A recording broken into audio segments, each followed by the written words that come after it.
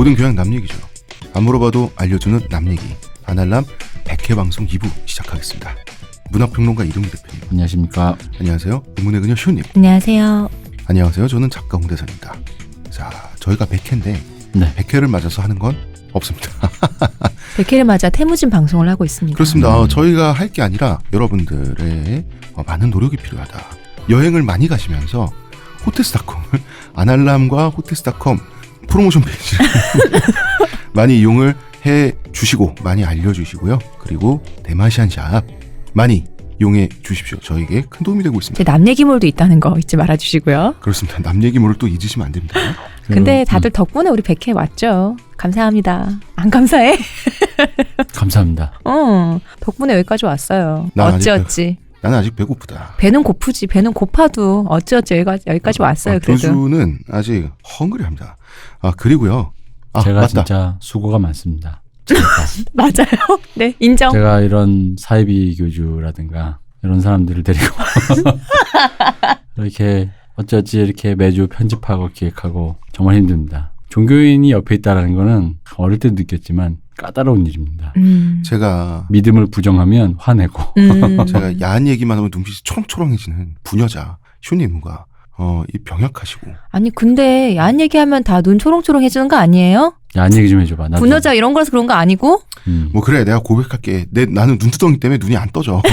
속에서는 막 반짝반짝 빛나고 있는데 레이저를 쏘는데? 근데 그건 가려진 빛이야. 아 그래 잠깐만 야한 얘기하니까 생각난다. 뭐야? 이 몽고의 성풍속산 뭐 없나요? 그러게요. 몽고의 성풍속이요. 네. 좌삼삼 우삼삼. 좌삼삼 우삼삼. 그거 왜 이렇게 좋아해 다들? 아니 이게 뭐 캐치프레이즈 같잖아. 이거. 남자들이 무슨 말만 하면 다 좌삼삼 우삼삼을 얘기해요. 아니 이게 왜 그러냐면 이게 캐치프레이즈 같잖아. 왠지. 실제로 쓰기는 해요 그렇게. 좌삼삼 우삼삼. 그리고 이게 뭔가 스포츠틱 하잖아. 그런가? 뭔가 도전 정신을 일깨운달까? 그런 거예요. 근데 어쨌든 뭐 좌삼삼 우삼삼이라는 게 뭐 이 방송 들으시는 분들 다 아시겠지만 어쨌든 이게 그 삽입 동작에 관한 얘기잖아요. 아니 그러니까지 해야 돼. 자세한 설명은 생략한다. 몽골의 성풍속을 물어봤으니까 대표님이. 그런데 몽골의 성풍속과는 삽입 동작 다른 게 있어? 성풍속은 아니고요. 생물학적인 얘기를 좀 하자면 그 몽골 남성의 귀두 모양이 화살촉처럼 그 갈쿠리처럼 돼 있어요. 많은 비율이. 다르게 진짜? 생겼다는 얘기인가요? 네. 그것은 근데 그러니까, 포경 수술을 하지 않은 거잖아요, 그죠? 그러니까 발기했을 때. 그러니까 여성의 입장에서 남성을 밀쳐내거나 떼어낼 때 그게 굉장히 힘들거나 떼어내지더라도 굉장히 아프게끔 된 모양. 왠지 고양이 같은 네, 느낌이 맞아요. 드는데요. 네, 근데 네. 이제 그거는 이제 고양이의 성기 형태와 조금 더 공통점이 있는 그런 비율이 비교할 수 없이 다른 문화권보다 몽골의 남성 많아요. 그런 유전자가 살아남았다는 이유는 이 난세 초원이 얼마나 약탈적이었나를 볼 수 있는. 그러니까 사실 그거는 겁탈이 만들어낸 유전 형질이거든요. 그렇죠. 신기하다. 그렇게 그 성기의 모양도 변한다는 게 신기하다. 왜냐면 고양이의 교미가 네. 기본적으로 간간이잖아요. 근데 이런 말씀을 그랬더니 용불용설이라고. 그렇네요. 근데 사실 우리가 지금 사실 이게 있는 생물학적 사실이니까 얘기를 한 거지만은 이게 불편하게 들리실 수도 있지만 사실 우리 지금 하고 있는 얘기가 불편한 얘기가 지금 보르테 납치당했어요 이미. 예, 광고 듣고 오겠습니다. 지금 티스템 두피 클렌저와 두피 에센스를 검색해보세요. 과학이 당신의 모발에게 주는 선물 티스템입니다. 자 이제 보르테 찾아야죠. 자 이제 뭐 어떤 그 본격적인 뭔가 전쟁, 전투, 액션 뭐 나오나요? 나옵니다. 네 힘들었다 여태까지. 일단 옹카는 저번 방송에 거의 주무시더라. 토그릴카는 이게 군사적으로는 네. 사실 지위, 세력, 재산 이런 건 토그릴칸이 거의 초원에서 아주 유명한 사람이죠.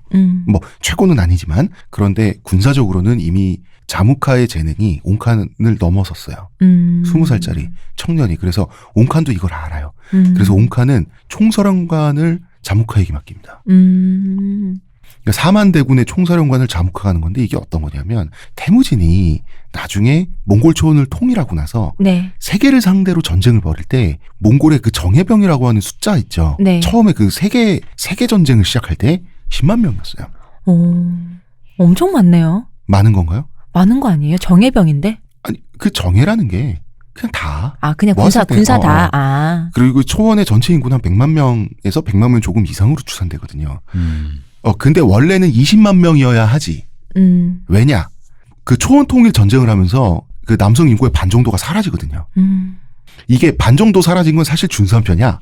삼국지 있죠, 삼국지? 네. 삼국지 황건적의 남부터 시작해서 사마의가 네. 위나라를 무너뜨리고 진나라를 세워서 사마씨가 그 천하를 마지막에 통일할 때까지 그때 중국의 인구는 10분의 1 정도 수준까지 떨어져요. 심하게는. 원래. 그러니까 반 정도 떨어진 상태에서 이 초원 통일 작업이 종결됐다는 것은 사실은 굉장히 효율적으로 진행된 거예요. 엄청나게 준수하네요. 그렇죠. 근데 이제 삼국지 같은 경우는 능력 있는 사람들이 그 세 나라에 너무 골고루 분포돼 있어서 더 그랬어.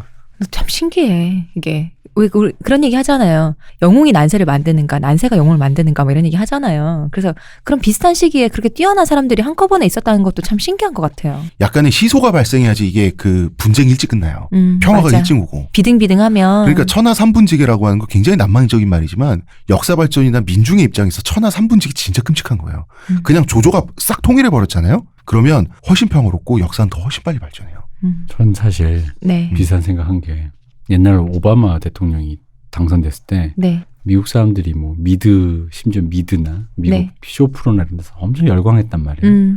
마치 그 미국 역사에 진짜 내가 살아서 이런 걸 다 보다니 이런 느낌인데. 유색인종 대통령. 근데 요즘 느낌으로는 뭐냐면은 오바마는 별로 인덱싱은 그냥 내가 봤을 때 그냥 유색인종 대통령으로 끝난 것 같고 오히려 살아서 나 개인적으로 트럼프와 김정은과 그쵸. 박근혜와 이명박을 본 게 진짜 난세의 어떤 굉장한 그걸 본 것 같거든. 이색적이죠. 심지어 그 중에 3명은 우리랑 말도 똑같은 걸 쓰고 직접 겪고. 뭐 이제 그런 생각이 들어서. 이 얘기를 왜 했냐면 따라서 4만 명의 군사를 자무카가 지휘한다는 것은 초원 전체 전력의 5분의 1이라고 볼 수 있죠. 이거를 20살짜리 젊은이가 단독 지휘하게 될 정도로 자무카는 군사적인 면에서 인정을 받고 있었어요. 근데 인정받는 거 말고 또 혹시 비하인드 비사 같은 거 있는 거 아니에요? 그러니까 자무카가 너무 뛰어나니까 자무카를 견제하려고 원래 큰 책임을 주는 이유는 까딱 잘못하면 걔를 잡아뜨리기 위해서 걔의 높은 자리를 주는 거기도 하잖아요. 토그릴 칸이란 사람은 그 정도 음험함은 갖고 있는 사람이었어요. 그죠? 그렇겠지? 잘 되면 같이 쉐어하고 안 되면 책임을 떠넘기고. 맞죠. 그러니까 이제 토그릴 칸이라는 사람이 여우야. 너구리입니다. 너구리. 왜 그 대기업에서도 그냥은 못 자르지만 임원 만들어서 자른다 그러잖아요. 그죠. 1년 후에 그런 것처럼. 근데 그런 정치를 하기에 자무카는 너무 젊죠. 그러니까 자무카가 정치를 모자란다는 게 아니라 자무카는 아직 좀 더 커야 되지. 자기가 좀 더 인정받고 좀 더 세력을 키워야 되기 때문에 명성을 높일 기회를 왜냐면 자무카는 지금 그 커리어 시작 단계잖아. 아직 인생이 젊은 시절이기 때문에 그렇기 때문에 이제 이 두 가지 그 경우의 수가 맞은 거죠. 두 사람의. 그래서 일단 자무카는 전쟁하면 제일 먼저 뭐 합니까? 전쟁 선언하죠. 오도이드 메르키트, 오아스 메르키트, 카드 메르키트를 처부수어 태무진의 원수를 갚고 복수하자. 보르테 부인을 구하자. 이렇게 전쟁 선언을 하는데요. 이건 명분이죠. 네. 그 뒤에 정말 중요한 얘기를 합니다. 겁쟁이 톡토한 놈의 처자가 끝장이 나도록 약탈하자. 그의 온 나라가 절단이 나도록 약탈하자. 이게 사실은 진짜 시그널이죠. 역시. 전세들에게 보이는. 역시 뒷말이 중요하구나. 앞에 말은 안 듣고 뒷말이 중요하구나. 끝까지 듣기는 한국말이나 몽고말이나 똑같네. 근데 이렇게 사실은 이건 사업이라는 거를 사람들한테 알려주고 있죠. 여기서 재밌는 게 왜 우리 헐룬 부인이 자기 남편 죽고 사람들이 도망가니까 남편의 연기를 가지고 등장하잖아요. 네. 그렇죠. 자무카가 자기 연기에 술을 뿌리면서 제사를 지냈는데 20살짜리가 자기 연기를 소유하고 있었어요. 그러니까 전쟁 사령관 깃발 같은 거거든요. 굉장히 빨리 성공을 한 거예요. 그러니까 사실 이거는 역사의 기록은 안 돼 있지만 군사 지도자, 청소년에서부터 군사 지도자가 되기까지 2, 3년의 히스토리가 굉장히 진하게 있었을 거예요, 사실은. 그건 기록이 안 돼 있죠. 왜냐면 왠지 그거 같아요. 우리 옛날에 우리나라 그런 민담이나 설화 보면 애기 장군 나오잖아요. 애기 장군. 자무카는 애기 장군 느낌이다. 그리고 이제 자무카는 흑기사였는데요. 되게 재밌어. 자, 원래 자무카가 소속된 자다란 시족은 네. 원칙적으로 따지면 검은 뼈라 그랬었죠. 네. 근데 그러면은 아니야, 우린 흰뼈야. 우리 검은색 아니야. 이럴 수도 있는데 오히려 검은색을 자기 상징색으로 네로라 하고 썼어요. 자기 스타일로 만들어버린 거예요. 니들이 어쩔 건데. 그래서 이 제사를 지낼 때 둥둥둥둥 북을 울리면서 전쟁 분위기를 네. 고조시키는데 자무카는 전쟁 시에 들고 다니는 자기 부하들이 들고 다니는 그 전쟁 북이 있을 거 아닙니까? 네. 새까만 황소 가죽 북이었어요. 그리고 자기가 타고 다니는 말도 새까만 흑말을 타고 다녔어요. 멋있다. 그리고 이제 이런 거 있죠. 자기가 그 입고 다니는 복식이나 이런 것도 이제 검은색이었고 가장 색깔이 짙은 검은 매를 갖고 있었고요. 깃발도 검은 그걸로 하고 있었고 까만색 집착자. 그리고 왜 솥불도 검은색 솥불 있잖아요. 네. 왜 원래 몽골 쪽에 그 활은 단각궁 한 가지 재료로 만든 그 단조궁이 아니라 복합궁이라 그래서 여러 가지 재료를 이어붙여서 그 탄력을 높이지 않습니까? 거기 물솥불, 나무 이런 것들이 들어가는데 이것도 검은색을 썼고요. 화살 하나하나조차 검은 나무 껍질을 입혀서 블랙으로 맞췄어요. 집착자네 진짜. 근데 어쨌든 이게 스타일이 대단한 스타일이죠. 그러니까 상상만 해봐도. 자기 깔을 맞출 수 있다라는 건 짬이 된다는 얘기거든요. 네. 그 사실 짬이 근데 이 정도까지 깔을 맞출 수 있다는 건 보통 짬이 아니라는 얘기지. 확실히 위세등등하긴 했나 보네요, 진짜. 이 얘기 나온 김에. 근데 이 검은색 그리고 검은 뭐 그거면 그때 옛날에 흰뼈 검은 뼈 그 얘기 했잖아요. 네. 그거랑도 관계 있는 거 아니에요? 관계가 있을 거로 아무래도 관계가 있을 거라고 보는 거죠. 그러니까 자다란 시족이 네. 우리 몽골종 내에서 검은뼈 취급을 전통적으로 당해왔는데 그래 우리 검다 어쩔 건데 근데 나 세다라고 하는 거 이거 굉장히 상징적이기도 한 것 같아요. 이거 일종의 되게 수액이네요. 엄청난 수액이죠. 근데 수액은 실력 있는 사람만 부릴 수 있죠. 실력 없어서 할 수는 있는데 남들이 인정을 안 주지. 수액과 객기의 사이지 그게. 엄청 수액이네. 그러니까 그 혈통 자체를 그 자체를 인정을 뭔가 이게 탈색하거나 원래 그런 거 안 하고. 그런 거 안 하고. 그건 멋있네요. 그리고 이 화살 말이죠. 네. 화살 그냥 잘 날아가면 되잖아. 소모품이 화살 하나까지도 멋을 부렸어. 그러니까 복숭아 나무 껍질로 그 화살의 그 화살대 있죠. 네. 이거를 입힌 화살을 썼어요. 자, 이건 어떤 복숭아 나무 있긴 했구나. 여기서 도원결이 가능했겠는데.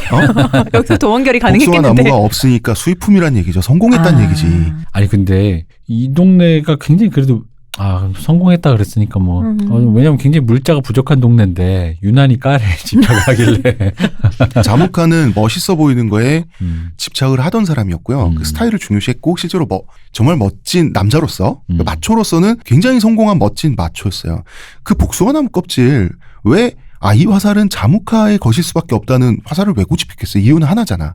자무카가 누가 죽었을 때 그 화살이 자무카의 화살이면 자무카에 의해서 죽임당했다는 거죠. 전쟁터에서 적도 알 수 있게끔 한 거죠. 내가 자무카다. 이거를 알려주기 위해서. 그러니까 근데 이게 검은 게 사실 확실히 그 혈통이 그게 있었던 게 자무카 아버지 이름이 카라카다 아닌데 카라 플러스 카다 아니에요. 카라가 검다는 뜻이에요. 그러니까 검은 카다. 몽골 말로. 그러니까 이제 검은 뼈의 카다한시 정도 뜻인데 이건 다른 사람들이 부르는 거라면 자무카는 나 검은 거 가서 봐라 라는 거죠. 그리고 이 모습을 본 태무진은 기절초풍할 지경이죠. 이건 자기랑 처지가 이거는 멋도 멋이고 자기랑 처지가 너무 다르지 않아요? 태무진이 오랜만에 갔더니 황금 이빨에 금목걸이 들고 그 왜 킹스맨을 보면 네. 상대편 발렌타인이 하는 그 스웩 근본 없는 네. 복식으로 나오잖아요.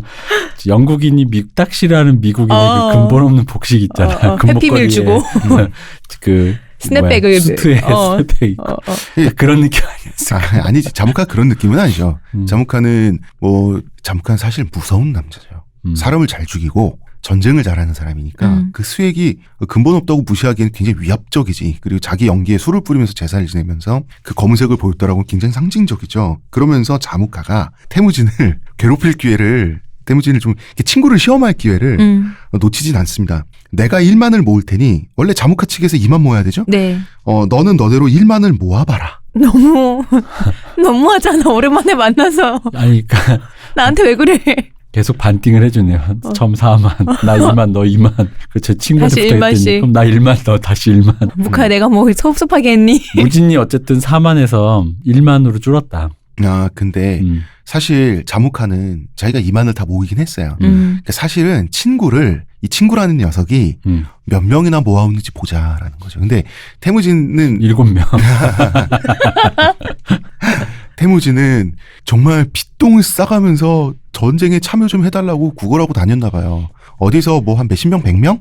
요 정도를 이렇게 이제 모아온 거예요. 아, 진짜 모긴 모은 거야?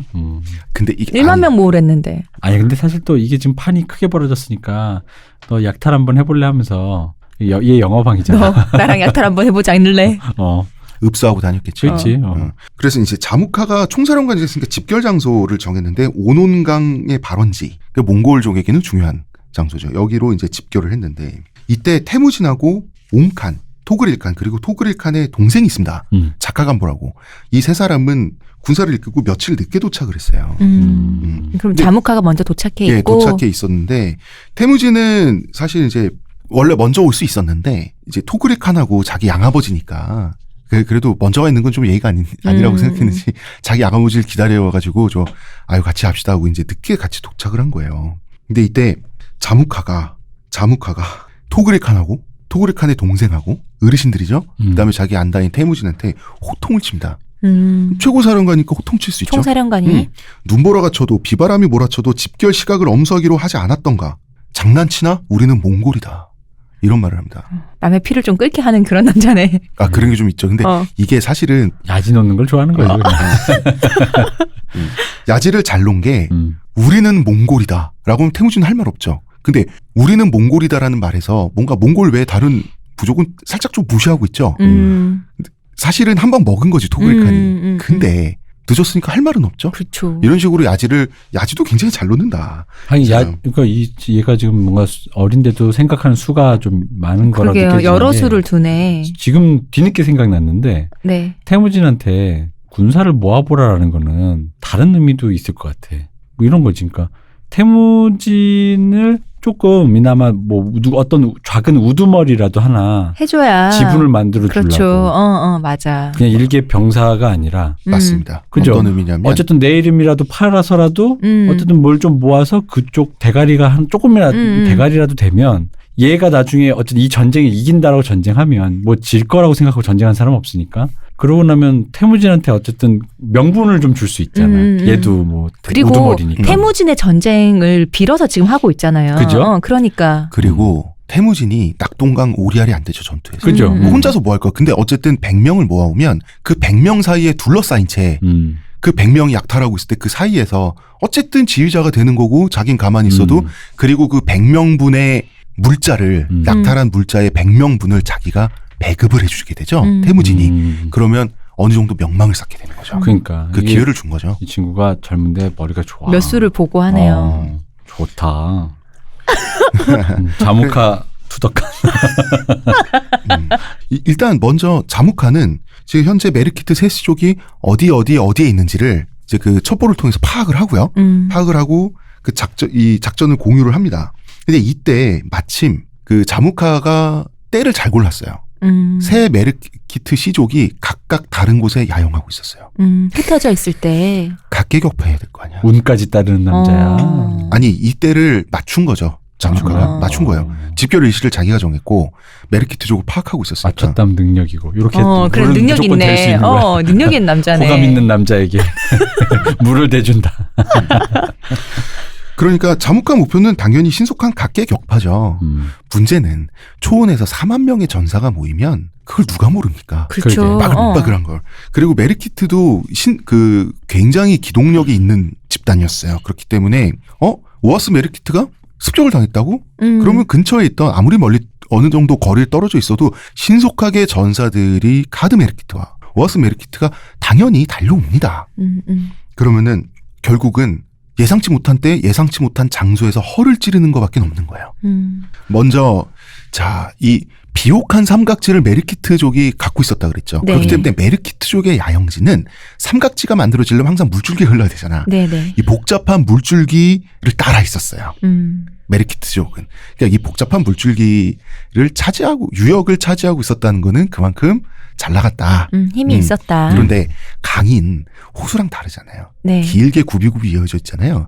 그렇기 때문에 시족이 3개인 거예요. 나눠서 직선으로 먹고 살려면 그렇기 때문에 시족이 필요에 따라서 이렇게 뭉쳐졌다가 흩어졌다가 하는 체제였던 건데 그래서 섬이라는 지명이 등장을 해요. 섬은 물줄기에 의해서 생겼다 사라졌다 하기도 하는 땅하고 분리된 조그만 땅. 네. 여의도처럼. 이런 것도 또 있는 거예요. 그렇기 때문에 이 지형을 자무카는 잘 파악을 해두다가 어떤 작전을 세우냐. 한밤중에 강을 건넌다. 그게 도하가 가능할 만큼 얕아요, 그 강이? 얕긴 한데 몽골의 많은 강들은 몽골은 경사가 거의 없습니다. 그렇기 때문에 강들이 얇고 완만해요. 흐르는 게. 그래서 오염도 쉽게 돼요. 그렇기 때문에 그 강물의 오줌 누고 하는 건 처형감인 거예요. 이 식수가 부족한 데서 이건 거의 그 정신병자가 하는 짓이거든요. 그러면은 그 메르키트족도 얘네가 분명히 기습을 할 텐데 강을 건널 거란 걸 당연히 알고 있죠. 강을 건널 때는 100% 기병이니까 말을 탄 채 건널 수 있는 데는 정해져 있죠. 그렇죠. 자무카의 생각은 가장 깊은 곳으로 건넌다 했어요. 어떻게? 허를 찌르는 거죠. 어떻게? 뗏목으로. 뗏목으로. 그 자무카는 몽골족이죠. 네. 태무진과 함께 몽골족은 목공을 합니다. 맞아요. 그런 얘기를 하셨죠. 원래 시베리아 숲에서 발원한 네. 부족이란 말이에요. 그래서 시베리아 숲에 지금 그 자무카의 이동 경로를 보면은 자무카가 그 제시한 이동 경로를 보면은 준비한 뗏목은 시베리아 숲에서 벌목해서 나왔을 수밖에 없어요. 4만 명으로 일단 이걸 한 거예요. 근데 뗏목을 지고 다닐 수 없잖아. 네.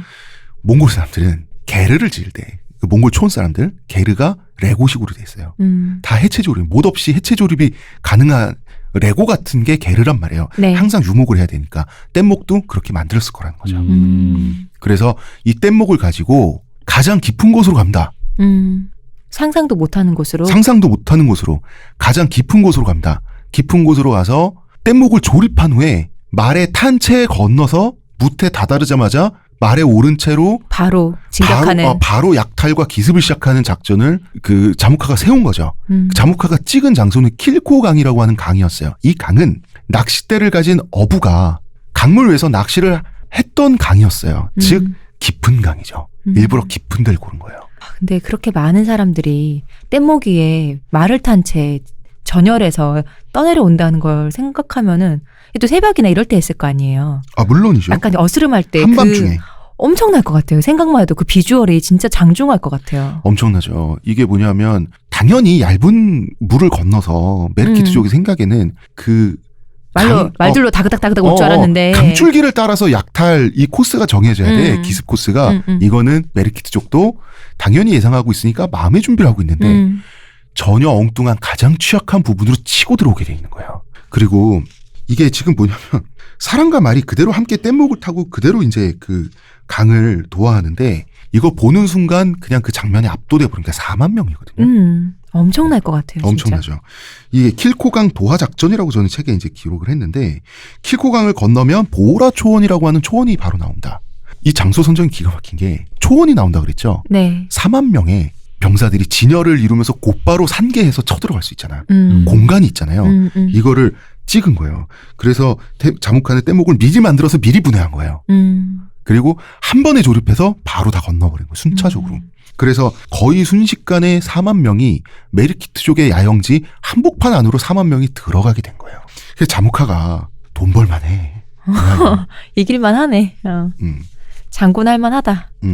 그리고 그 자무카는 이제 적들은 족밥이야 이러면서 이제 그 마지막 전투 신호를 적들을 모욕하는 걸로 이제 네. 모욕하는 연설로 보호라 초원에 집결하고 난 뒤에 이제 그 신호를 하는데 톡타베키는 말 한 장을 두들겨도 말 한 장이 이제 전투를 알리는 소리죠. 네. 두들겨도 북소리로 알고 놀라 달아나는 인간이고 카타이 다르말라는 초원의 풀이 바람에 스치는 소리만 들려도 놀라 자빠지는 겁쟁이고 다이로우소는 화살통이 흔들리는 소리만 들어도 도망치는 작자다. 전혀 사실이 아니죠. 그러나 이렇게 으쌰으쌰하긴 좋잖아. 우리끼리. 이렇게 사실 그때 이제 배 타고 밤낚시하던 메르키트족이 있었어. 킬코강에서. 봤지. 그래서 당연히 지도자인 톡토아베키의 계례로 찾아가서 네. 수만 명이 쳐들어온다. 이러니까 톡토아베키는 정말 어떻게 대응하지? 대응할 수가 없어요. 당하기 시작하는 겁니다. 그래서 강을 건넌 연합부대가 전열을 가다듬고 야영지로 들이닥치는 거죠. 그러면은 전열을 갖추고 저항하지 못하면 어떻게 해야 됩니까? 도망가는 수밖에 그렇죠. 없죠. 도망가는데 어디로 도망가겠어요? 가장 가까이 있는 다른 메르키트 시족으로 도망가겠죠. 네. 바로 그렇기 때문에 그 사람들 뒤만 따라가면 됩니다. 안내해 주는군요. 안내해 주는 거예요. 강줄기를 따라서 굽이굽이 안내를 받아가면서 순차적으로 밤새 약탈에 성공하고요. 중간에 있었던 모든 소규모 전투에서 자무카는 완전한 승리를 거둡니다. 멋있다, 무카 씨. 멋있어? 자무카 투덕한이네. 까만색으로 깔맞춤 할 때 좀 멋있었는데 멋있다. 연합부대는 약탈을 거듭하면서 톡토아베키를 계속해서 추격하는 거죠. 근데 톡토아베키가 다른 시족장인 다이로우선과 합류해. 그러면 다이로우선이 부대를 정비하기도 전에 또 때려 부셔. 그럼 이제 다이로우선하고 톡토아베키 같이 손잡고 이제는 카타이 다르말라한테 갈 거 아닙니까? 마지막 남은. 이렇게 메르키트족 전부가 정말로 절단이 나도록 심각한 약탈을 당하게 되는 거고 전투에서 완전히 패배하게 되는 거죠. 정말 강줄기를 따라서 쉼없이 적을 격파해 나가는 거예요. 이것도 천재적인 게 강줄기를 따라서 격파하면 어떤 이점이 있는가. 강줄기와 반대편 있죠. 그쪽만 확보하면 자동적으로 포위가 완성됩니다. 그렇네요. 그리고 물론 그 얇은 강을 따라서 도망갈 수는 있겠지. 물건은 남기고 가야죠. 얼마나 이게 참 비즈니스적으로 사람만 착착 이렇게 내칠 수 있는. 그래서 이제 메르키트 사람들이 이제 정말로 무자비한 약탈, 린치의 희생이 되는 거죠. 그 남자들은 자고 있어요. 일어나서 무기를 챙겨 들고 자기 말을 찾아서 말 안장에 올라야지 싸움이 시작할 수 있어요. 그렇죠. 기병들이니까. 그죠. 그 전에 죽이면 돼요. 그렇기 때문에 게르에 횃불을 던지는 거예요.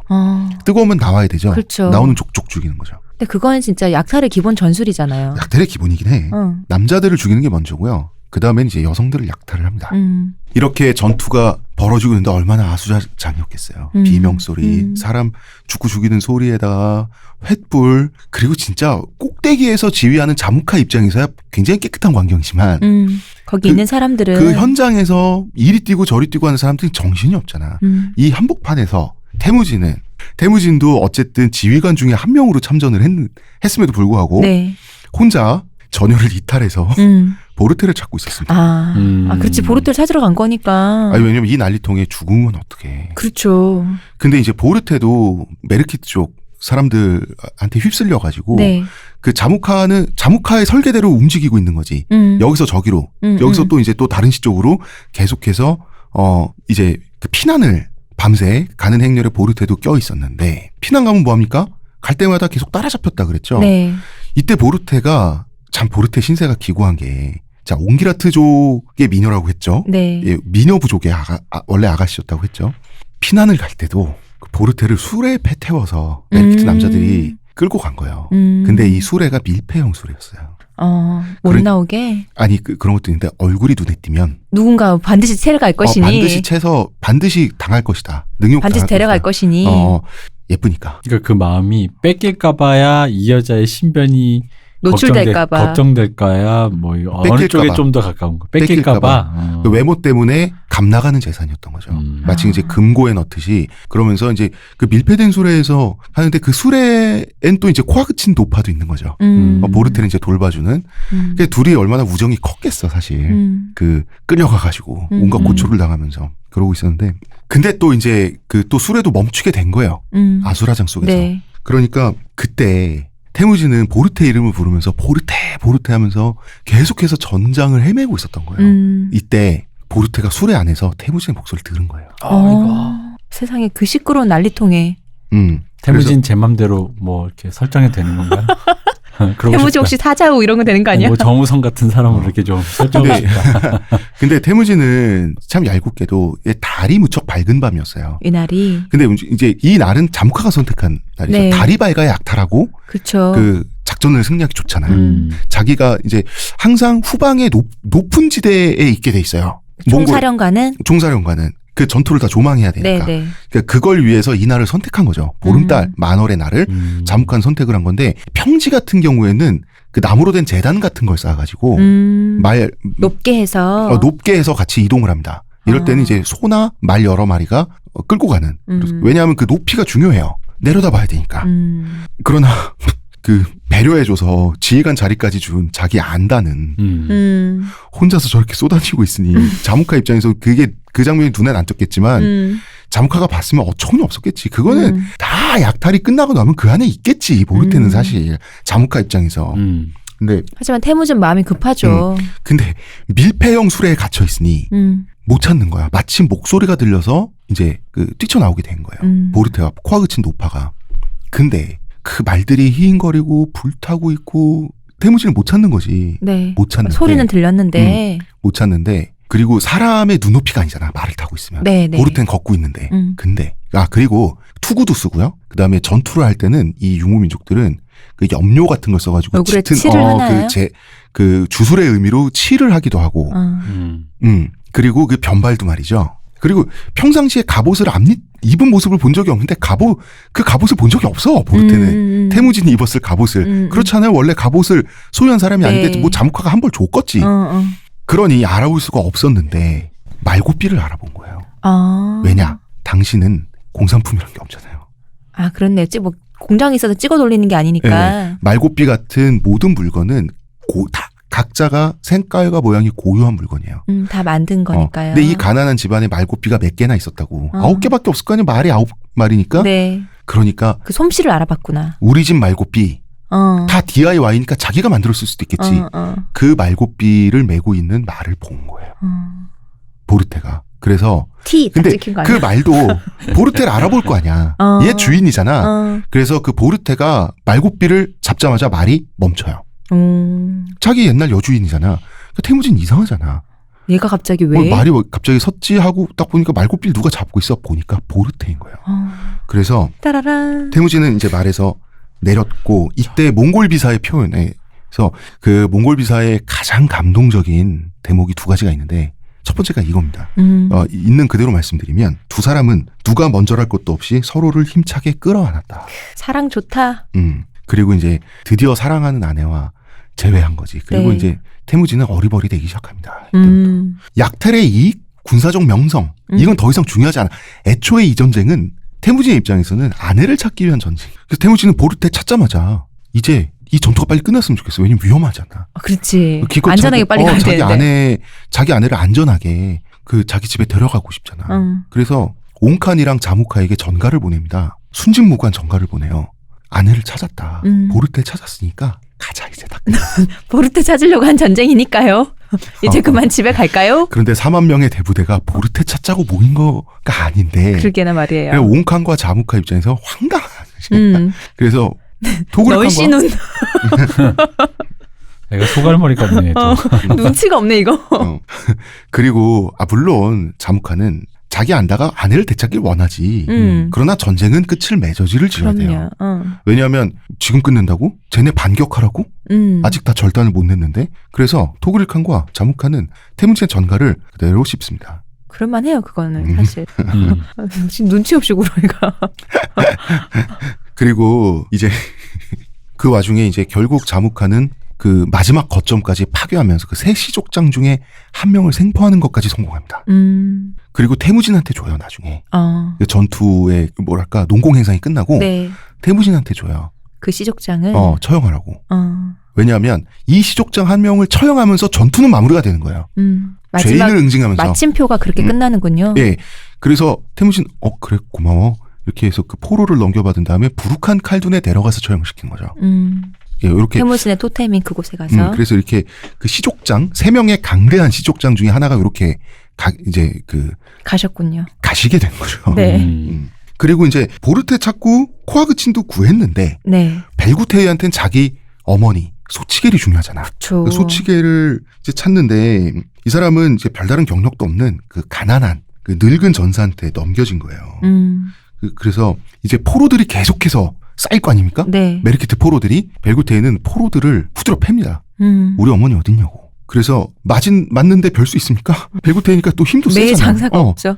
벨구테이한테 이제 후드려 맞고 그분은 제가 얼굴을 뵌 것 같은데 저 어디 가면 있는 게르 그 게르에 산다.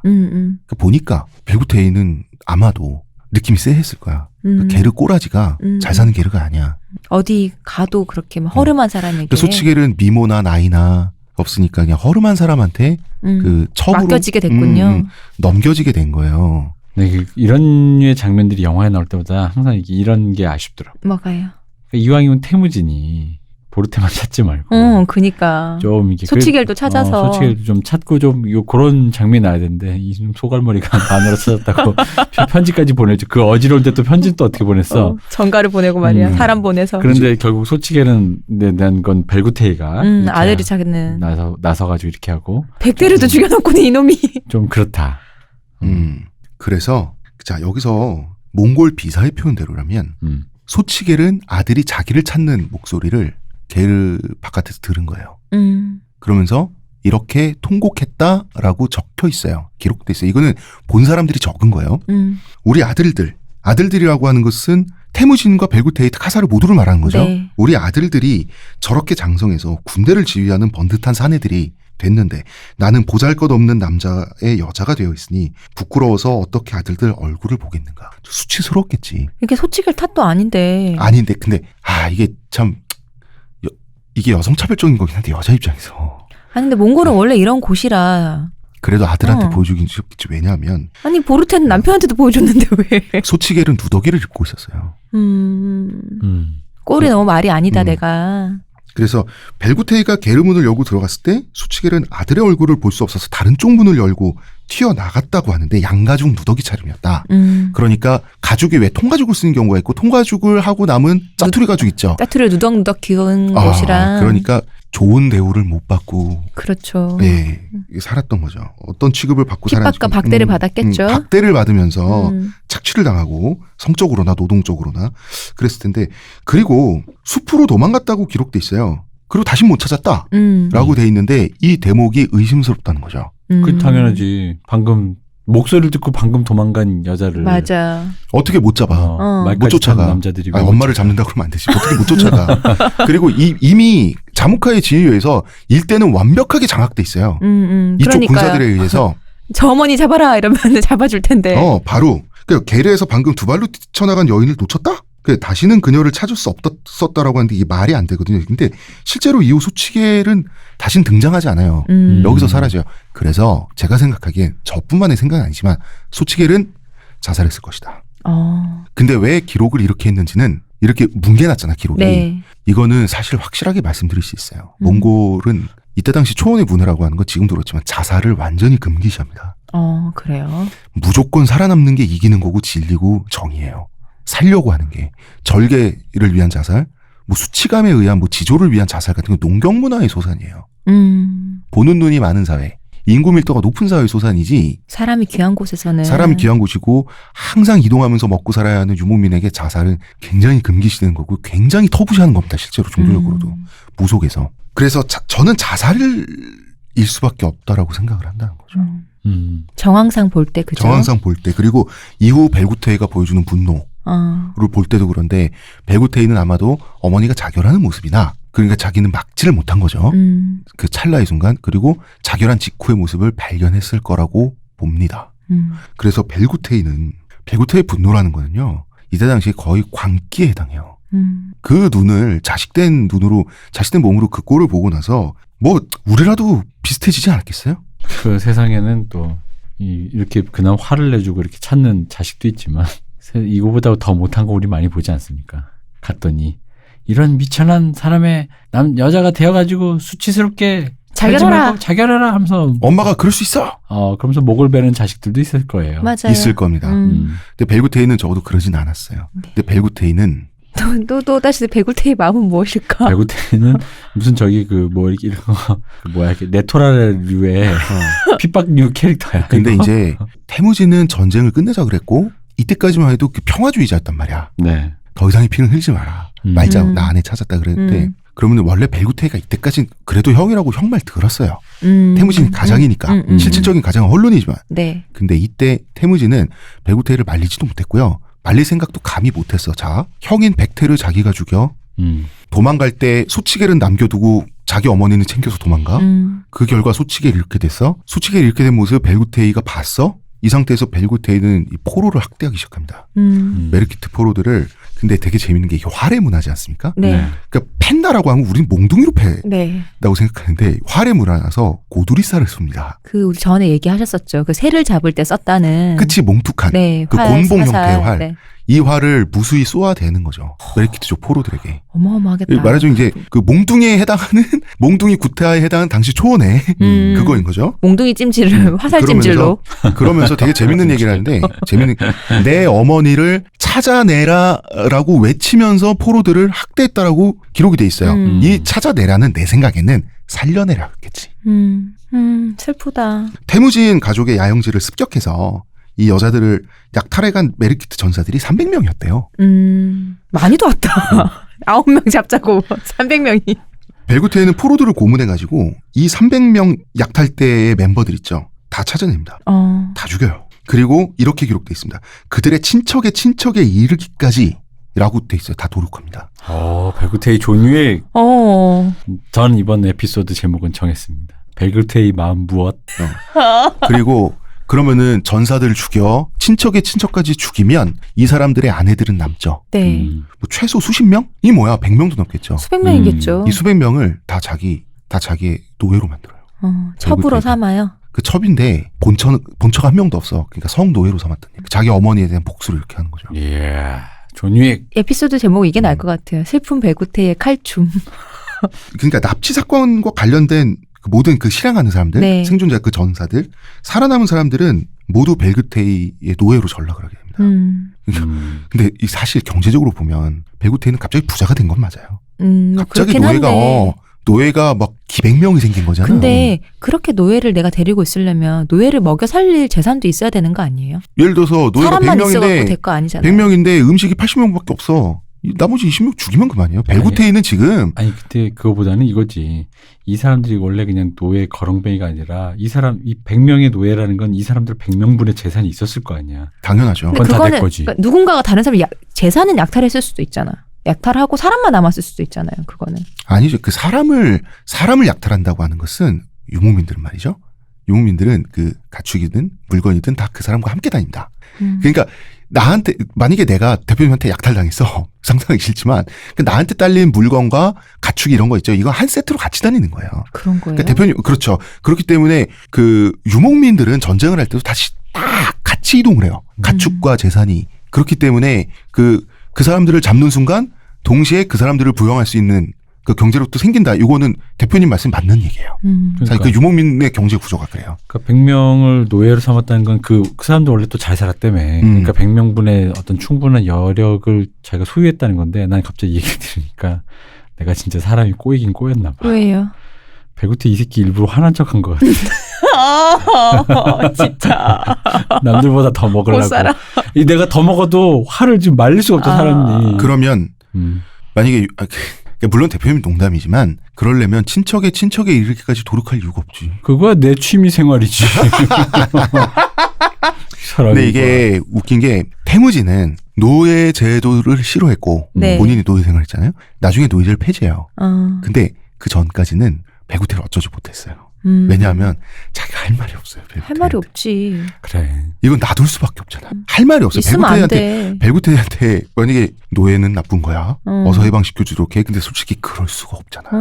지금 이 두 사람의 관계가 태무지는 벨구테이는 죄 만졌어요. 지금까지. 지금 그거 나한테 하는 소리야? 그렇겠지. 그럼 내가 실언을 했나? 이러면서 이렇게 지나가겠지. 일단 벨구테이는 노터치가 된 거예요. 그래서 까방권 좋다.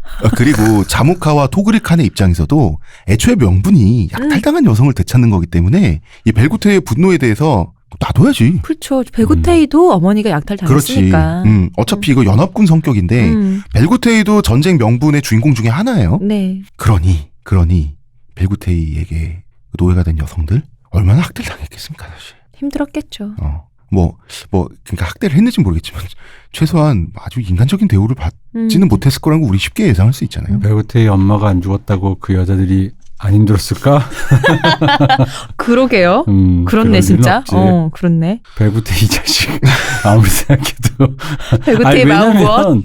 그러니까 물론 이게 사람마다 어떤 상황에 대해서 곧바로 그 상황에 몰입을 했는데 몰입이 오래 가시는 분이 있고 네. 금방 빠져나오시는 어떤 자기 객관화 메타적이 되시는 분이 흔히 말해 현타가 빨리 오시는 분이 있는데 왜 우리 솔직히 그렇잖아. 너무 화가 나고 너무 열받으면서 동시에 조금 지나서 내가 막 화나서 좀 사람들 떼부릴 때 사람들이 받아줄 때 있잖아. 솔직히 중간쯤에 깨잖아 사실. 근데 계속 한다? 그치. 근데 계속 하잖아. 그거 알잖아 그거. 중간쯤에 깨어나거든. 처음에 근데. 술자리에서 왜 예를 들어 우리 셋이 술 먹다 누가 막 화내면 너 혼자 산다. 너 이럴 수 있어 하다가 중간 하다가 대표님 죄송합니다. 근데 계속 죄송하다 하는데 중간쯤에 내가 깼어. 그러면 근데 일단 오늘 술자리 이렇게 마감해야 될 것 같아서 계속 한다는 거지. 내가 갑자기 이거 그래 내가 여기서 그만해 내가 잘못했어 이럴 수는 없잖아요. 그러니까 계속 추던 칼춤은 계속 추는 거지. 벨구테이는 근데 나중에 벨구테이 기분이 전혀 안 풀리진 않았겠지. 근데 이 어머니를 눈앞에서 이렇게 됐던 이 원이라고 하는 것은 그 오래 갈 수밖에 없어요. 근데 아마 벨구테이는 굉장히 좀 사람이 좋게 말하면 냉철하고 굉장히 차가운 인정사정 없는 전략가가 되는데 나중에 그래서 태무진에게 커다란 도움을 줘요 실제로 전략적 차원에서. 그러니 왠지 대표님 가설이 더 맞는 것 같아. 아니 그러니까 이러한 사건이 영향을 끼치기도 했을 것 같아요. 벨구테는 약간 그런 설정도 있을 것 같아. 왠지 이렇게 보니까 왜 인내심이 많은 둘째 있잖아. 있었어요. 형이 오히려. 하자는 대로 하다가 하지만 버튼이 눌리는 순간 역치가 넘어가는 순간 눈이 뒤집어진다. 항상 그런 둘째가 제가 늘 예로 드는 전원일기 그 유인촌 씨처럼 네. 설날이나 명절날 술 먹고 한잔하고? 엽차기를 하죠. 항상. 형만 대학 보내고 형만 대학 나는 보내고. 농사시키고. 그런 스타일로 인내하는 둘째. 뭐 그런 부분이 그런 부분이 있어. 오히려 카사르는 네. 그러니까 태무진의 동생 그 동복 동생이죠. 네. 같은 어머니 배에서 난 카사르는 낙천적이고 별로 생각도 없고 그냥 화끈해. 그러니까 거리가 좀 화끈하게 먼. 같이 죽였잖아 백테리를. 근데 이제 벨구테이는 생각이 많은 타입이죠. 그러니까 거리가 먼 막내들이 또 구김살이 없어요. 이게 제일 밉거든 원래.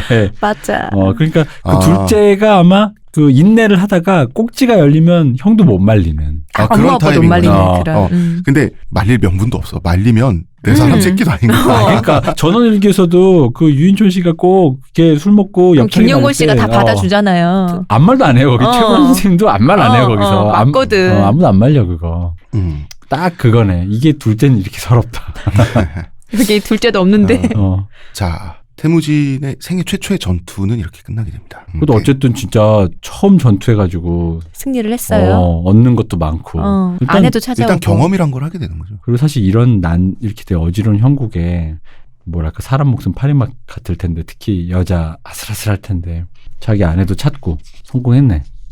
운이 좋아. 근데 이제 시족장 메르키트 부러워. 시족장 중에 하나는 그 부족도 절단이 나고 네. 끌려가서 죽었다 그랬잖아요. 네. 근데 이제 그 나머지 두 시족장은 살았어요. 살아서 그럼 다시 또 근거지도 절치부심하겠죠? 근거지도 완전히 잃고. 잠깐만. 그럼 우리 이 책의 첫 장이 칠레두의 얘기부터 시작하잖아. 헐룬과. 네. 칠레두가 메르키트족이었던 거고. 그렇죠. 네. 그러면은 생각보면 메르키트족의 마음이야말로 무엇일까? 그렇네. 애초에 시작은 사실 이 사람들이 한 게 아니잖아. 예수계가 한 건데. 어차피 초원은 약탈이야. 서로 하는 거니까 그걸 갖고 서로 핍박의 역사라고 보면 안 되는 거고 그럼 뭐 당하면 당하는 건데 그럼 애초에 시작을 누가 했는가를 보면은 나중에 이제 메르키트족은 지금 뼈도 못 추리고 지금 이제 다 사라진 거잖아요. 예전과 비슷하게 세력을 회복하는데 진짜 오랜 세월이 걸립니다. 근데 메르키트 쪽도 대단한 게 다른 동네 가서 거의 동유럽까지 가서 약탈을 하고 새를 불려가지고 다시 태무진을 치러 옵니다. 결국 10년, 20년이 걸려서. 그러니까 진짜 살아남은 사람들이 맞는 거예요, 이 사람들이. 초원의 은원이란 무엇일까? 네. 그 동유럽에 살던 서양인들은 무슨 그냥 농사 짓고 그냥 소 젖자고 이러고 있는데 저희를 왜 약탈하시나요? 태무진을 들고 왔나? 도끼가 가득한 놈들이 와가지고 태무진이라는 새끼가 우리를 이렇게 해서. 이거 웃긴다. 대충 한 불가리아 여기까지 지금 그러니까 그 메르키트족이 태무진에게 복수하기 위해서 그 불가리아 지역 있죠. 동유럽 이 지역까지 휩쓸고 다녀요. 요구르트를 마시며. 요구르트를 마시며. 그 사람들 그 불가리스 잘 마시고 있는데 쳐들어가지고 요거트를 먹어가며 우리 젓가는 또 좀 다르군 이러면서 우리 발효 의한 다르군. 장수를 한다고? 그 사람 진짜 안 됐다. 그러니까 이 적은 숫자로 패잔병들이 네. 다시 세력을 불릴 때까지 약탈과 수렵과 전투 행위를 지속해가면서 세력을 불렸다는 게 이 사람들 역시 보통 전사들은 아니었다. 정말 고매 세게를 핥으며. 그리고 이제 가장 대단한 건 자무카죠. 자, 이제 농공 행상을 해야죠. 네. 그래서 이제 연합부대는 이거 하시면 그 펀드 분배잖아. 그렇죠. 그래서 이제 수익률 배분 받으셔야죠. 보통 여기서 사단이 나죠. 보통 여기서 사단이 나는데 사실 자무카는 지금 도망가고 있는 메르키트 패잔병들을 끝까지 추적해서 지금 절멸시키는 것이 왜냐면 원한은 남겨도 원한을 가진 사람의 목숨은 남기지 말자가 전략적으로 옳은 판단이죠. 그죠. 그랬는데 일단은 그럴 사람이 없습니다. 재물을 모아놓고 전쟁이 끝나고 보니까 이거 나눠가지고 네. 배고픈 식구들한테 들고 가고 싶지. 이 4만 그렇죠. 명은. 이제 끝났는데. 그러면은 여기서 태무진이 한마디 해줬어야 돼. 원래 명분은 태무진한테 있잖아. 네. 태무진이 바보 같은 말을 합니다. 칸 아버지 토그리 칸이죠. 커레이트 쪽에 자무카 형제. 그리고 하늘과 땅이 도와주신 덕분에 저는 원수를 갚았습니다. 메르키트 사람들의 게르를 텅 비워놓았고 그들의 가슴도 텅 비워놓았습니다. 말도 참 평화롭게 하죠. 많은 적을 죽였습니다. 살아남아 도망간 메르키트 사람들 모두가 친척과 가족이 죽는 경험을 하지 않았나요? 이만하면 충분하지 않습니까? 이제 그만하십시오. 약간 쟤 뭐래? 이런 말 나와야 될 것 같은데. 근데 연합부대는 태무진의 말을 핑계로 사륙을 멈춰요. 이때부터는 자무카의 통제를 벗어나는 거예요. 그렇잖아요. 이제 그러면 이제 가지고 갈 타임이다. 이제는 이만큼 죽였으면 됐지 않소?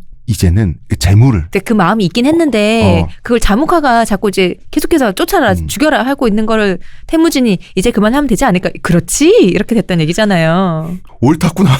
배고픈 식구들한테 가축을 가져다 주자. 이제 가도 돼요? 이렇게 된 거잖아요. 도대체 태무진 언제 멋있는 사람 돼요? 그러니까 약간 머리도 텅텅 이런 느낌이잖아요. 아니 근데 지금까지 고생 너무 많이 하고 아내를 찾아서 너무 기쁜 거지 지금. 아니 왜 미국 코미디 장르 이런 게 있어요. 주인공은 멍청한데 왜 상황이 이렇게 도와줘서 이상하게 그 주인공이 승승장구하는 왜 스크루볼 코미디주들이 있는데 약간 그런 느낌이야. 지금 총알탄 사나이 느낌이야 이거 약간. 얘가 지금 아니 어떻게 보면 인간적인데 쓸데없이 인간적인 게 이 사람들도 친척과 가족이 죽는 경험을 다 했다 방금. 누구는 여기 잠깐 이 초원에 그런 거 안 해본 사람 있어? 그러니까. 이만하면 충분하지 않냐. 그러니까 이 사람이 고생을 많이 했어도 그 순진무구함은 좀 태우진 남아 있었던 거죠. 아직 때가 덜 묻었네. 근데 아직 10대기도 했고 10대 후반이지만 때가 덜 묻었네. 그렇게 고생을 했는데 때가 덜 묻었네. 그러고 나서 이제 돌아가는데 태무진도 여기서 좀 없이상 근성이 나오는 게 굳이 메르키트족의 파괴된 야영지를 거슬러 올라가면서 집에 가요. 좀 하나를 더 주술라고? 슬퍼. 난 속상해 지금. 봐 이거 이거 거의 총알탄 사나이야 내가 봤을 때. 어디 솥단지 깨진 거라도 하나 가져가려고. 아니 근데 없이 살았으니까 이게. 마음 아프다. 마음은 알긴 아는데 마음 아프다. 감 나가는 물건은 이미 싹 털린 후였고 애 하나만 발견해. 군인 99 하나가. 잠깐만요. 제가 아까 전란 속에서 부르따 외칠 때 내 머릿속에 정우성을 생각했다가 지금 스티브 마틴으로 바뀌었다. 그런 캐릭터가 아니었다. 약간 코도 살짝 묻어있는. 이 꼬마애는 메르키트족 꼬마애가 혼자 울고 있는 거야. 엄마 아빠를 찾으면서. 저런. 이게 5살이었는데 전쟁과가 된 건데 이게 보니까 담비모피로 만든 모자를 쓰고 있고 사슴 종아리 가죽으로 만든 신발. 이게 착용감이 좋기 때문에 최고급 신발이었어요. 좀 잘 사는 집 애군요. 귀족 도련님이구나. 그리고 자라면서 신발이 계속 바뀔 텐데 발 사이즈가 그러니까.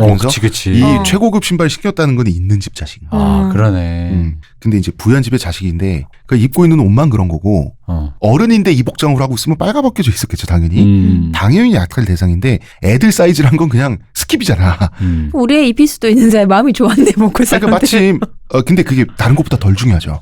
그렇죠. 그렇지 어른으로서 중요하지. 태무진이 착한 게 그러니까 순진한 구석이 있는 게 자기는 없이 살았으면 이렇게 있는 집 자식 보면 이제부터는 고생길 하나구나 하고 지나갈 수도 있는데 자기도 편부 가정에서 자랐잖아. 편모 가정에서 자랐잖아. 그러니까 이 애를 보니까 못 지나친 거야. 고아를 보고. 그런 코미디 주인공들이 또 되게 착해. 이 꼬마의 이름이 쿠추입니다. 쿠추.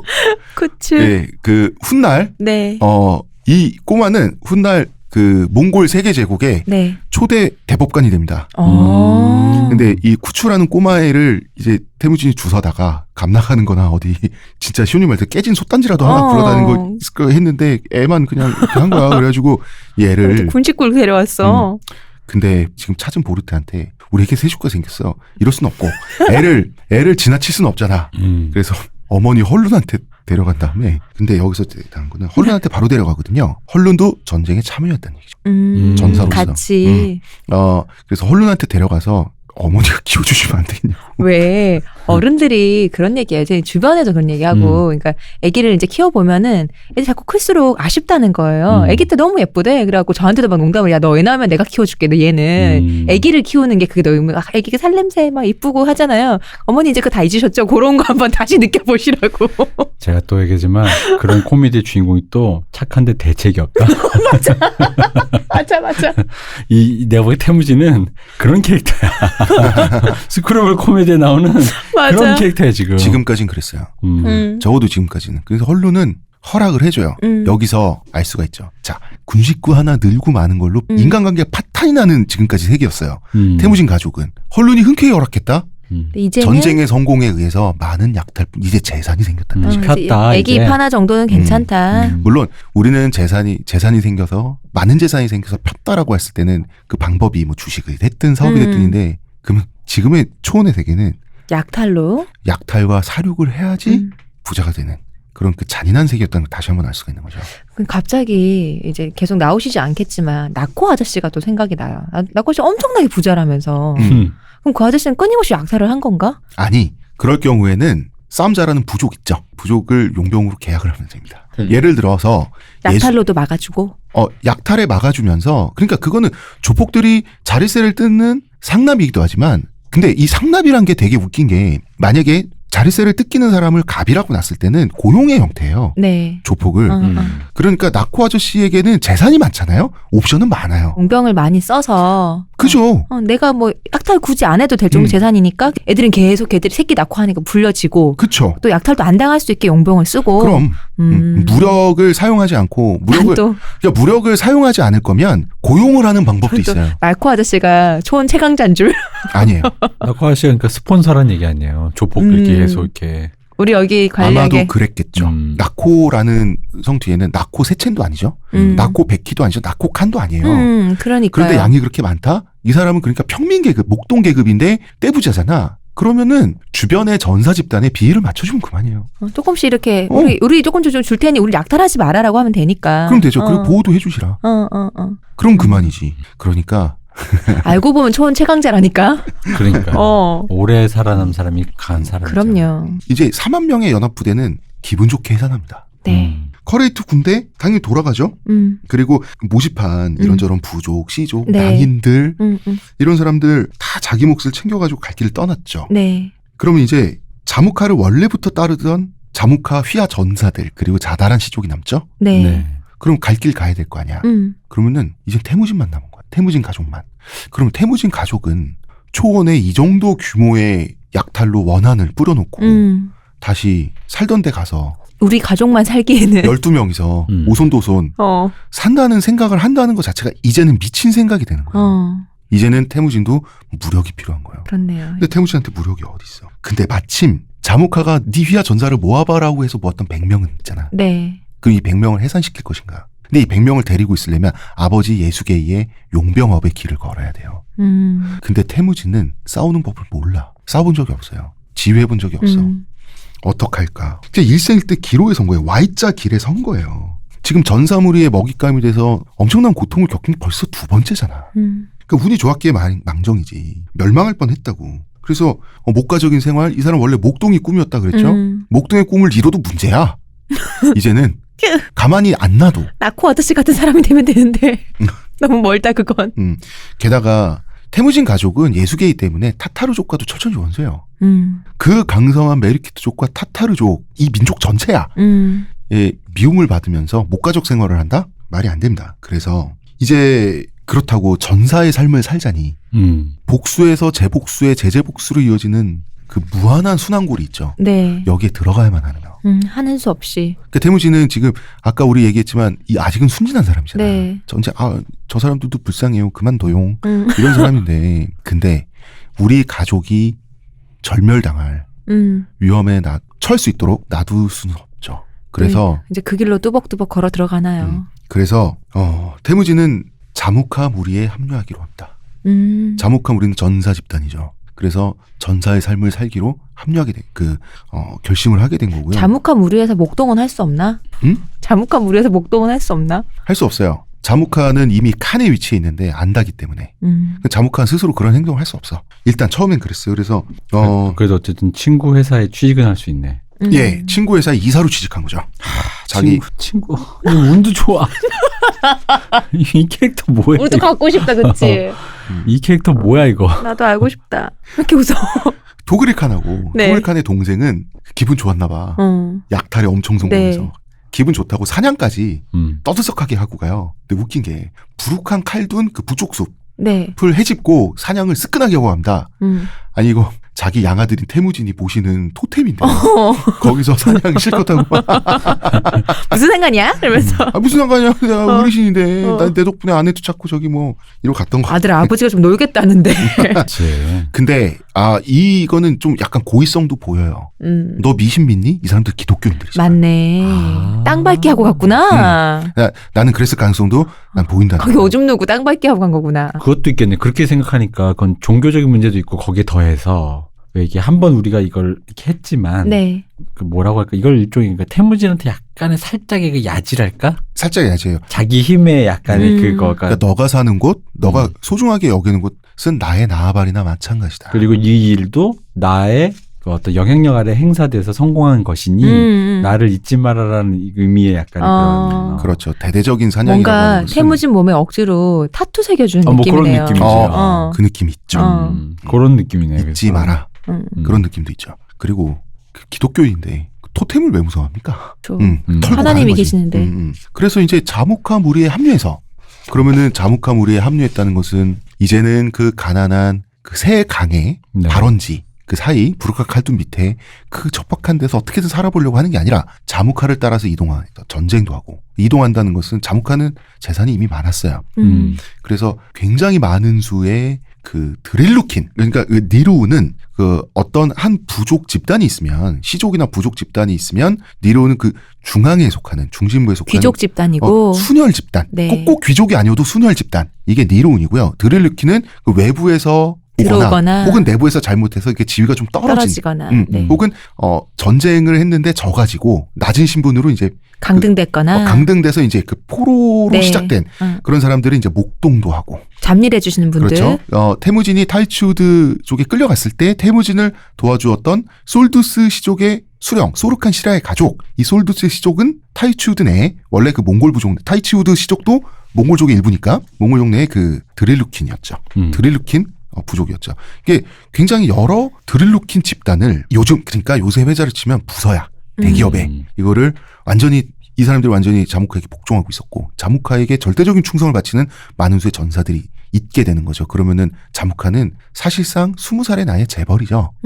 재벌인데 여기에 이제 사회 이사로 네. 태무진 이제 들어가게 되면서 그 같이 이동을 하면서 전쟁도 옆에서 보고 배우고 그 다음에 유목하는 것도 태무진은 가난해서 유목을 못 해봤잖아 사실. 그렇죠. 수련만 해봤지. 유목하는 것도 보면서 이 경제를 어떻게 굴리는지 요것도 이제 보는 귀중한 경험을 하게 되는데요. 아 이거 안 하고 싶은 자리가 사회 이사야.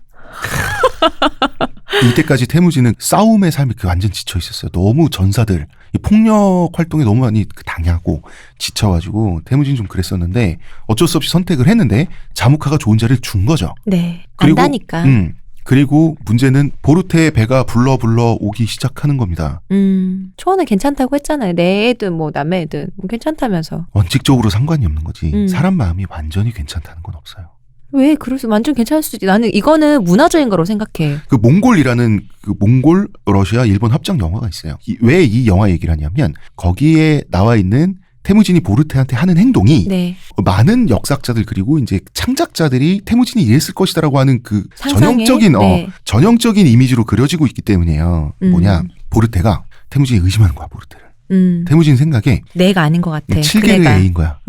그 내 아내를 뺏어간 네. 놈의 애인 거야. 태무진 기분 나빠서 보르테를 마치 좀 오염된 더러운 이제 여자. 근데 차마 우리 옛날에 뭐 환양녀 보듯이. 환양녀처럼 보르테를 게르에서 위로해주지 않고 임신한 보르테를 그냥 물에다 놓고 키워. 사료를 줘가면서 막대하는 거야. 보르테가 태무진 꺼내줘 하면서 무릎 꿇고 엉엉 울어도 외면해. 더러운 년 이러면서.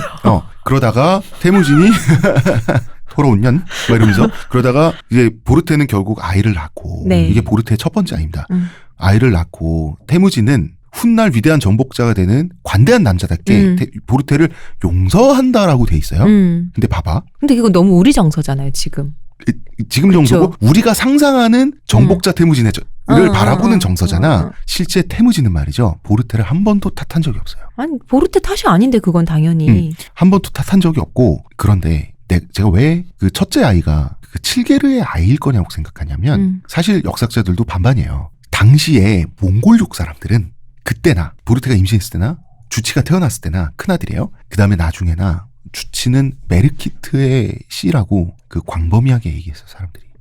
당시에 이미 그렇기 때문에 그 시기 자체가 7게르보다는 태무진 쪽에 아이를 임신하고 낳은 시기 자체가 조금 불리하다. 최소한 이건 사실이다. 근데 또 왜 그런 사람들이 그런 거 있잖아요. 정복자이기도 하고 태무진이 윗사람이잖아요. 왜 어떤 귀족이나 누군가의 그런 루머, 우리 연예인 얘기 좋아하듯이 나는 그래서 그런 식으로 좋아했던 것 같은 느낌도 드는데요. 물론 당대 증권가 찌라시기도 하지. 그리고 이제 주치라는 이름이 손님이란 뜻이에요. 그렇죠. 나는 그게 또 더 결정적인 것 같아요. 이것 때문에 사람들이 결정적으로 더 의심해요. 그런데 주치라는 이름을 가진 당시 초원의 사람들은 의외로 많았어요. 왜냐하면 아이 자체가 세상에 온 손님이잖아. 근데 그 뜻은 참 예쁜 것 같아요. 꼭 남의 씨가 아니라. 그래서 아이를 지었을 때 직관적으로 가장 흔하게 짓는 이름이 주치야. 우리 뭐 철수 이런 거, 영희 이런 그런 것처럼 하늘이 우리에게 손님을 이 세상을 한 생을 살다가 왔다 가는 손님이 또 이 세상의 손님이 또 우리 집안에서 태어났구나 해서 직관적으로 이름 짓기 귀찮을 때 주치라는 이름을 많이 하는 그 문화가 있었어요. 감상적으로 생각했는데 옛날에 우리 그 소풍 이런 시처럼. 근데 이 주치를 손님이라고 해버리면 우리가 생각하는 손님이라고 해버리면 굉장히 의심스럽지. 그렇죠. 근데 아까도 얘기했지만 이거는 지금은 현대를 사는 우리의 문화, 우리의 생각이기 때문에라고 생각해요. 저는. 그 당시에 살던 사람들은 그 얘기했잖아요. 그렇게 된 누구의 아이라도 내 아이처럼 키우는 그게 마음적으로 그랬을 것이다라는 생각조차 나는 우리의 이게 생각이라는 거지. 그리고 태무진이 보르테를 사랑했고 착했다. 그래서 보르테에게 이런 방구도 안 했고 적어도 태무진이 소양이 있는 게 왜 코와 그친 노파에게 가장 먼저 죄책감을 느낀 것처럼 이 사람이 생각을 공정하게 하는 재주가 있어. 뭐냐면 보르테는 내가 힘이 없어서 내가 약탈당해서 보르테는 그 고생을 하고 만약에 이게 7게르의 자식이라도 애를 낳게 된 거지 보르테 잘못은 하나도 없잖아. 그것이 진짜로 마초의 사고방식이죠. 사실 환양녀를 탓하는 게 아니고 우리가 힘이 없어 너희를 지키지 못했다고 하는 게 저는 그야말로 마초의 사고방식이라고 생각해요. 그것도 이제 그 보르테를 탓하지 않은 거고 태무진 자체가 공정했다. 근데 이제 그것도 마초적일 수 있는데 여기서 태무진의 느낌은 마초적인 느낌은 아니고 그냥 선후 관계를 따졌을 때 그리고 태무진은 주치를 진심으로 사랑하면서 키웠어요. 사랑 뭘까? 그래서 태무진도 사실 7게르의 아들 가능성은 태무진 입장에서도 반반이에요. 왜냐하면 태무진은 나중에 아버지가 뭐가 됐든 뭐가 중요하냐. 너희들은 왜 형제들끼리 싸울 때 너희들은 다 같은 어머니의 그 옛날에 헐룬이 한 말 아니요. 뜨거운 자궁에서 나온 사이다라고 했을 때 이런 말을 했다는 것은 태무진 자신도 확신을 못했어요. 확답을 못하겠구나. 그런데 나중에 태무진이 제국을 이뤄내고 이 제국을 주치에게 모두 물려주려고 했어요. 원래는 큰아들이라는 이유만으로. 그러니까 태무진이 보르테를 굉장히 사랑했다는 걸 알 수 있죠. 이 문제는 태무진과 보르테 사이 그리고 자라나는 주치에게는 당장 문제가 아닌데 훗날 제국의 운명을 결정지을 때는 커다란 문제가 됩니다. 제국이 되고 난 후에는 커다란 문제입니다. 왜냐? 둘째 아들 차가타이는 확실한 태무진의 자식이거든. 차가타이가 큰형을 혈통 때문에 인정을 안 하거든요. 이거는 나중 일이고요. 네. 아니 뭐 태무진 마음에 소용돌이가 있었겠지. 그것마저 없었겠어요? 소용돌이 있었지만 그래도 보르테를 괴롭히지는 않았다. 그냥 그런 정도. 네. 무슨 생각을 했는지는 모르겠어요. 아팠겠지 많이. 자, 이번 주 방송 내용은 여기까지예요. 네, 저희 100회 방송 끝났네요. 네. 다음 예고를 하자면 다음 이야기 예고 잠깐 할게요. 뭐냐면 이제 자무카 밑에서 태무진은 잘 지내는데 사회이사 일을 잘 하나요? 잘 지내는데 결국 자무카와 틀어지게 됩니다. 이제 내 기업 만들어 나오는 거지. 잘 배웠으니까 이제 내 거 만들어야지. 그 과정도 오묘합니다. 내가 CEO 한번 해야지. 예, 그 과정도 굉장히 재밌고 긴박하고 네. 예, 손에 땀을 쥐는 이야기이고요. 저희 방송 여기까지 하겠습니다. 유튜브 아날람 페이지 구독도 부탁드립니다. 문화평론가 이동규 대표님, 감사합니다. 의문의 근육 시호님, 감사합니다. 감사합니다. 저는 작가 홍대선입니다. Yeah.